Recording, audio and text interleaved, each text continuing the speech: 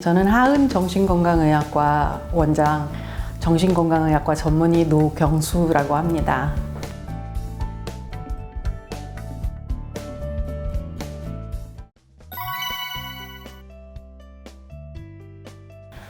폭식장애는 단시간에 현저히 많은 양의 음식을 먹으면서 본인이 조절이 불가능하다고 느끼고 그렇게 폭식하는 행동이 반복적으로 나타나는 식이장애입니다. 폭식 후 구토, 설사약 복용, 관장, 과도한 운동, 굶기 등의 이런 보상 행동은 나타나지 않습니다. 폭식장애는 생리학적, 심리적, 사회적 요인이 복합적으로 작용하여 발생한다고 보고 있습니다. 생리학적 요인으로는 식욕을 담당하는 뇌의 일부분이 문제가 생겨서 자제력과 통제력을 제대로 수행할 수 없는 경우에 나타납니다. 심리적, 사회적 요인으로는 일반인과 비교하여 높은 우울 증상, 낮은 자의식, 일상에서의 긴장감, 절망감, 초조감, 불안 증상 등을 보이는 경우 등으로 그런 원인으로 발생할 수 있습니다.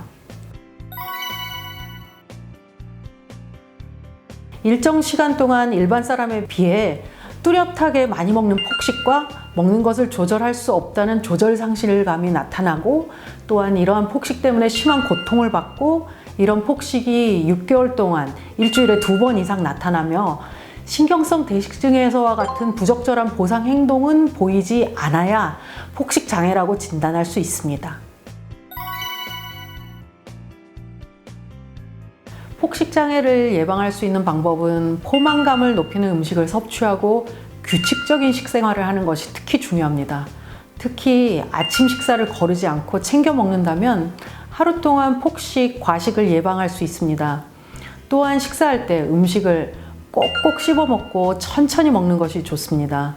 식사를 빨리 한다면 뇌에서 포만감을 느낄 수가 없어서 더 과식을 하게 됩니다. 따라서 식사는 최소 20분 이상 천천히 하는 것이 좋습니다. 폭식장애의 경우 거식증보다 치료 경과가 훨씬 좋습니다.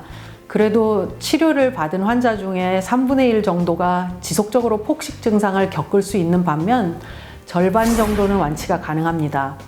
자연적으로 치료는 어려우니 꼭 전문가에게 치료를 받으시기 바랍니다. 네, 폭식장애는 남자와 여자에게 모두 나타날 수 있습니다. 폭식장애는 다른 섭식장애에 비해서 남자에서 더 흔하게 나타나는 편입니다. 여성의 경우는 뚱뚱하다고 생각하면서 식사를 거부하는 거식증에 더 잘 걸리지만 남성은 비만인 상태에서 다이어트를 하다가 폭식하는 경향이 더 많습니다. 네, 식이장애 환자분들의 치료에 있어서 가장 기본이 되는 원칙으로 아침, 점심, 저녁 3번의 식사를 거르지 않고 중간중간에 2번의 간식을 먹는 방법이 있습니다. 중요한 건 식사와 간식의 간격은 4시간을 넘으면 안 되고 또 끼니를 거르지 않고 조금이라도 적은 양을 먹는 것입니다. 그리고 시간이 정해지지 않은 때에는 음식을 섭취하지 말아야 합니다. 이렇게 하는 이유는 공복 시간이 길어지면 한 번에 음식을 몰아서 먹을 가능성이 높아지고 또 뭔가를 계속 먹게 되면 이것 또한 자극이 되어서 폭식을 하게 될 가능성이 있기 때문에 꼭 일정 시간을 지키는 것이 중요합니다.